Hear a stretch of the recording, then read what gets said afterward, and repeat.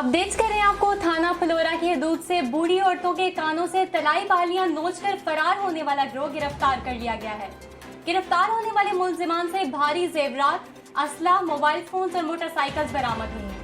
Updates कर रहे हैं आपको थाना फलोरा से, जहां पर औरतों के कानों से तलाई बालियां नोचकर फरार होने वाला गिरोह बड़ी महारत के साथ गिरफ्तार कर लिया गया है। SHO थाना फलोरा इमरान असलम की जराइम पेशा अनासिर के खिलाफ नॉन स्टॉप कार्रवाइयां जारी हैं।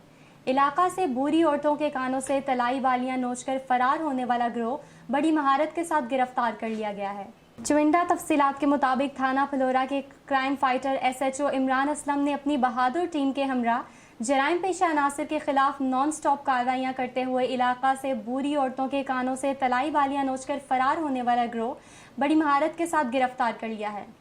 मुलजिमान के कब्जा से दौरान तफ्तीश 2 अदद मोटरसाइकिलें, 2 अदद तलाई बालियां, 2 अदद मोबाइल फोन्स, 2 अदद पिस्टल, 30 बोर बमा गोलियां, 35,000 रुपये नकदी बरामद करके मुलजिमान के खिलाफ मुकदमा दर्ज करके हवालात में बंद कर दिया। मीडिया से गुफ्तगू करते हुए SHO इमरान असलम का कहना था कि मुझे अपनी बहादुर टीम पर फख्र है कि वो दिन रात इलाका को अमन का गहवारा बनाने के लिए कोशां हैं।